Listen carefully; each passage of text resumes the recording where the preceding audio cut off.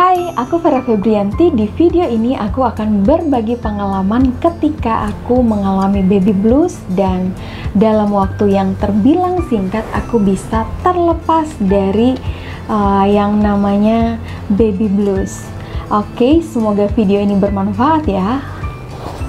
Don't forget to like, comment, and subscribe. Let's start. Oke, langsung aja. Ya, kelahiran seorang bayi adalah momen yang paling aku nantikan, tentunya ya. Setelah hamil dan melahirkan dengan perjuangan yang tentunya tidak mudah. Waktu itu setelah lahiran aku 2 hari nggak bisa ketemu karena hasil swab aku itu belum keluar, sehingga aku dan bayi aku ini harus berada di ruangan yang berbeda. Namun waktu itu aku sangat senang, aku menangis terharu karena telah melahirkan seorang bayi dalam keadaan sehat, lega banget rasanya. Tapi perasaan ini menjadi berubah setelah aku pulang ke rumah. Tiap sedang menyendiri atau hanya berdua dengan bayi aku tuh nangis aja terus. Nangisnya tuh terseduh-seduh seperti orang yang lagi sedih banget. Padahal dalam masa-masa ini suami aku tuh selalu bersama, selalu membantu, menemani mengurus bayi, tapi tetap aja rasanya hampa, rasanya sedih, sepi, rasanya tuh nggak karuan. Sampai aku kayak ngerasa nggak bersemangat untuk melalui hari-hari bersama dengan bayi aku. Rasanya hari-hari aku itu begitu berat. Ditambah lagi dengan nyeri pasca melahirkan, aku juga kebingungan, kelelahan, harus mengurus rumah karena sama sekali kami nggak pakai asisten rumah tangga. Kemudian mertua dan ibu aku juga nggak bisa datang untuk membantu karena situasi COVID yang semakin memuncak penularannya di daerah kami. Semuanya membuat hidupku itu rasanya berat banget dan rasanya kacau. Aku bingung bagaimana harus melakukan semuanya, tambah lagi yang buat aku semakin tertekan saat itu adalah ASI aku itu kurang lancar, jadi lengkap banget rasanya nggak karuan. Yang bisa aku lakukan adalah nangis, dan nangis. Namun aku nangisnya hanya kalau suami nggak ada di rumah dan saat tengah malam saat suami dan bayi aku itu lagi tidur. Jadi hampir tiap pagi mata aku tuh rasanya bengkak. Selain karena kurang tidur, aku juga sering nangis kalau malam. Nah, ternyata baby blues. Ternyata sindrom inilah yang sedang saya rasakan, yang sedang saya alami. Sebelum pulang dari rumah sakit, dokter itu sudah menyampaikan ke aku, jangan sampai baby blues ya. Dan aku pede banget, enggak dong dok. Karena dalam pemikiran aku, nggak mungkin aku mengalami baby blues ini karena suami aku itu selalu berusaha untuk bantuin ngurusin bayi. Suami aku selalu ada dan terlihat begitu semangat dalam menyambut dan menjaga bayi kami. Tapi ternyata itu saja tidak cukup. Pada saat menyusui, entah kenapa aku seperti ogah-ogahan. Aku kurang serius dalam usaha untuk memberi ASI full untuk bayi aku. Tiap kali bayi aku nangis, aku langsung kasih aja susu formula supaya dia langsung tenang. Aku seperti nggak semangat untuk mengurusnya. Namun aku selalu usahain hilangin rasa yang sedang aku alamin ini. Namun rasanya nggak bisa. Hari berganti, perasaan seperti ini bukannya semakin membaik tapi justru semakin buruk. Aku terus-menerus sedih. Aku juga merasa seperti diabaikan. Suami aku rasanya terlalu fokus pada bayi kami. Aku merasa suami seperti tidak mau mengerti apa yang aku rasa. Suami seperti nggak peka. Itu perasaan aku aja ya. Aku pernah sampai pada titik dimana aku merasakan bahwa hidup itu rasanya kayak sia-sia. Aku seperti dituntut untuk menjadi ibu yang sempurna di tengah ketidaktahuan sebagai seorang new mom. Oh, itu rasanya berat banget. Namun aku bersyukur aku bisa segera mengatasinya, jadi tidak berlarut-larut dalam jangka waktu yang sangat lama. Jadi kurang lebih 1 minggu aja aku merasakan tekanan yang begitu berat. Setelah itu keadaan aku semakin membaik dan terus membaik sampai hari ini. Nah, di sini aku mau berbagi pengalaman gimana aku bisa lepas dari sindrom ini. Bisa dibilang dalam waktu yang cepat. Karena yang aku lihat dari pengalaman beberapa orang, banyak sekali yang sampai bulan-bulanan. Di sini aku akan share berdasarkan pengalaman aku. Mulai dari apa gejala yang aku alami, kemudian apa penyebabnya, dan gimana nih solusinya.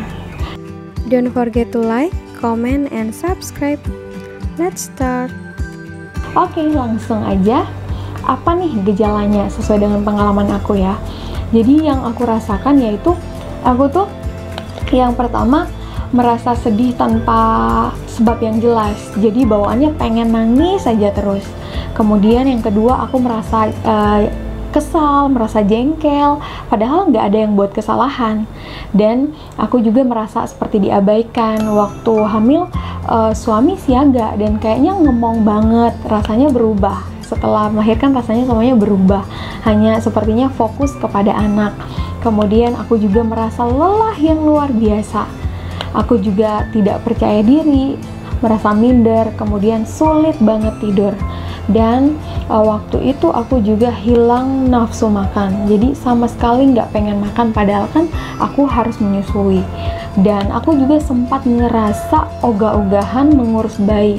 Nah, gejala ini membuat aku segera menghubungi dokter untuk berkonsultasi, hingga akhirnya dokter mengatakan bahwa aku sedang mengalami yang namanya baby blues. Nah, pertanyaan kedua, apa nih penyebabnya? Nah, menurut penjelasan dokter dan aku juga nyari info dari berbagai sumber, ada banyak hal yang bisa menyebabkan kita mengalami sindrom ini. Kalau pada pengalaman aku penyebabnya yaitu kelelahan. Yang pertama kelelahan. Saat itu aku benar-benar kelelahan yang luar biasa karena benar-benar mengurus anak pertama itu sendiri dengan segala ketidaktahuan dan kondisi tubuh yang lemah setelah bersalin. Jadi itu benar-benar lelahnya memuncak. Suami emang membantu, namun suami juga harus bekerja sehingga tidak bisa 100% bisa mendampingi, tidak bisa membantu dikala saya benar-benar membutuhkan. Kemudian orang tua, kemudian ibu mertua saya juga tidak bisa datang karena berbeda kota dan saat ini dalam masa COVID. Jadi di rumah tuh hanya ada aku, suami, dan juga bayi kami. Aku juga gak berani untuk mempekerjakan asisten rumah tangga. Sebelumnya kami sempat sih, aku dan suami sempat nyari, namun kami mau asisten rumah tangga yang bisa stay di rumah kami minimal 1 bulan ke depan. Namun ternyata nggak ketemu juga. Ada yang bersedia, namun maunya pulang pergi. Tapi dengan situasi COVID seperti ini, aku dan suami tidak berani jika asisten rumah tangga ini harus pulang dan pergi. Karena kami memang sangat berusaha untuk meminimalkan kemungkinan tertular COVID. Karena kami tahu ini bukan suatu yang main-main. Ya, ketika kami terpapar, kami akan sangat kesulitan karena kami tinggalnya di tanah rantau jauh dari keluarga. Penyebab yang kedua adalah produksi ASI belum keluar secara optimal. Ini sangat membuat aku tertekan karena tiap ada yang berkunjung atau menghubungi saya pasti yang ditanyakan salah satunya adalah soal produksi ASI. Nah, ini sah-sah aja. Ini adalah pertanyaan yang wajar, tidak ada yang salah dengan pertanyaan-pertanyaan ini, namun di tengah kondisi yang sedang saya alami, pertanyaan-pertanyaan itu membuat saya rasanya tertekan dan kayak merasa ketakutan. Perasaan saya rasanya mulai nggak nyaman. Nah, yang penyebab ketiga adalah kesulitan beradaptasi. Nah, saya adalah new mom, ini adalah anak pertama saya, jadi ini benar-benar adalah kondisi yang baru bagi saya. Awalnya hidup agak santai, apalagi saat hamil, saya itu resign kerja, jadi tidak terikat sama tugas apapun. Jadi kehidupan aku itu agak santai, bisa dengan bebas istirahat dan melakukan apa saja yang aku sukai. Namun dengan hadirnya bayi ini, bahkan untuk tidur pun sangat terbatas. Sehingga ini rasanya cukup berat dan sangat tidak mudah bagi saya. Nah, Penyebab lainnya adalah perubahan fisik. Nah, setelah melahirkan pada umumnya ada beberapa orang ya yang mengalami kenaikan berat badan drastis, ada pula yang mengalami penurunan berat badan. Seperti yang saya alami, berat badan itu langsung menurun drastis. Hal ini membuat orang-orang ya tentunya berkomentar dan saya secara tidak langsung mengalami body shaming. Dan yang terakhir penyebabnya adalah hormon yang menurun. Kata dokter, pada saat hamil, lonjakan hormon begitu meningkat, namun pada saat melahirkan kita akan mengalami penurunan hormon secara drastis. Nah, hal ini pula yang membuat mood seorang ibu pasca melahirkan itu menjadi naik turun, jadi seperti labil. Jadi ini adalah salah satu hal yang wajar. Jadi emang ada banyak sekali faktor yang menjadi penyebab baby blues ini. Kalau pada pengalaman aku yaitu seperti tadi, faktor kelelahan, produksi ASI yang masih kurang, kemudian sulit beradaptasi, perubahan fisik, atau penurunan berat badan ya, dan yang terakhir itu perubahan hormon. Nah, sharing yang terakhir adalah gimana nih solusinya. Nah, untuk solusi ini aku nggak bisa lakukan sendiri tentunya ya. Peran suami juga sangat berarti karena di rumah emang hanya ada aku, suami, dan bayi kami. Jadi untuk solusi di sini aku akan bagi dalam dua bagian, yaitu hal yang dapat dilakukan ibu dan juga hal yang perlu diketahui dan dilakukan oleh suami. Nah, hal yang perlu dilakukan oleh moms yaitu yang pertama, kalau pada pengalaman aku waktu itu, yang pertama aku lakukan adalah konsultasi ke dokter, sehingga aku secepatnya mengetahui kondisi apa yang aku alami saat itu. Dan yang kedua, jangan bebani diri sendiri atau komunikasikan apa yang kita rasakan, apa yang kita harapkan untuk dilakukan oleh suami, sehingga kita tidak melakukan semuanya sendiri. Waktu itu saya sampaikan ke suami dua hal. Yang pertama, aku secara heart to heart ya, aku kayak merasa aku itu diabaikan. Jadi secara jujur aku katakan ini ke suami. Nah, yang kedua, aku juga mengatakan bahwa untuk saat ini aku tidak bisa mengerjakan semua hal di rumah itu sendiri. Mengurus anak, bereskan rumah, memasak, itu aku nggak bisa sendiri. Aku butuh bantuan suami untuk ringankan tugas aku setiap harinya, minimal sampai aku bisa mengerjakan semuanya lagi, atau ada solusi lain, mungkin kami akan mencari asisten rumah tangga atau solusi lainnya. Namun untuk sekarang aku butuh bantuan suami. Nah, hal yang kita lakukan yang ketiga adalah lakukan hal yang bisa buat kita relax atau happy. Kalau aku biasanya beli snack yang aku sukai dan aku nikmatin saat aku lagi pumping sambil nonton TV, nonton film Korea atau film-film lucu. Jadi ini sederhana tapi cukup membantu.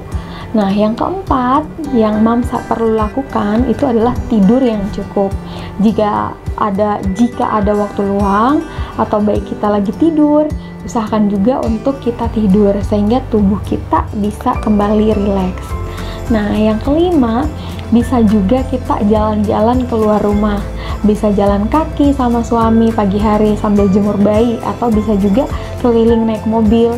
Ini juga cukup membantu. Aku tuh kalau udah dibawa jalan rasanya happy banget karena kita tentunya jenuh di rumah terus ya dalam masa COVID, nggak bisa kemana-mana. Jadi meskipun sama sekali nggak turun dari mobil, hanya muter-muter tanpa arah, itu cukup membuat kita itu bisa happy. Nah, untuk suami apa nih yang bisa dilakukan? Yang pertama, menjadi pendengar yang baik, teman cerita istri. Pada pengalaman saya, waktu itu saya merasa seperti diabaikan, dan ketika saya sampaikan ke suami, saya tuh bersyukur karena suami tidak menyepelekan dan memberikan pengertian. Sebenarnya saya tahu bahwa suami tidak mengabaikan, hanya saja saya seperti butuh konfirmasi dan butuh pengakuan, dan inilah yang suami saya lakukan saat itu. Dia memberi pengertian bahwa tidak benar kalau seperti apa yang saya rasakan, kalau saya itu diabaikan, dan saat itu hati rasanya lega. Dalam hal ini Suami emang harus bisa menjadi pendengar yang baik untuk keluhan-keluhan yang istri sampaikan. Jadi bicara dari heart to heart, sebisa mungkin juga hindari perdebatan yang tidak penting. Berusahalah untuk memahami kondisi yang tidak mudah yang sedang dialami oleh istri. Nah, yang kedua yang harus dilakukan oleh suami adalah bantu pekerjaan rumah yang biasa dilakukan oleh istri. Nah, ini tindakan nyata yang bisa dilakukan oleh suami.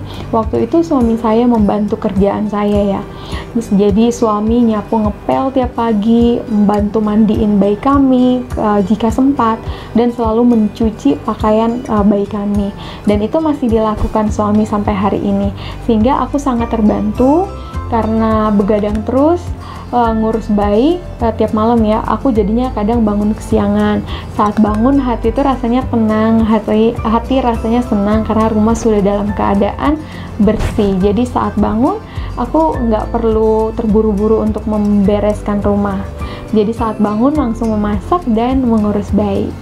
Yang ketiga yang bisa dilakukan oleh suami adalah ajak istri jalan keluar rumah untuk menikmati udara segar. Sehari-hari berhadapan dengan popok bayi, kemudian menyusui, belum lagi ditambah dengan beban kerja di rumah, tentunya membuat kita itu sebagai istri kadang jenuh.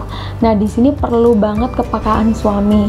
Nah, untuk itu perlu nih sesekali istri diajak jalan-jalan, atau bisa juga dengan membelikan istri makanan yang ia sukai saat pulang kerja. Ini memang terlihat sepele, namun berdasarkan pengalaman aku, ini juga membuat aku happy dan perlahan lepas dari sindrom baby blues ini. Yang keempat yang bisa dilakukan adalah memberi dukungan penuh kepada istri. Jadi di sini bisa dengan memperkatakan hal-hal yang positif yang bisa meringankan perasaan tidak nyaman yang sedang dialami istri.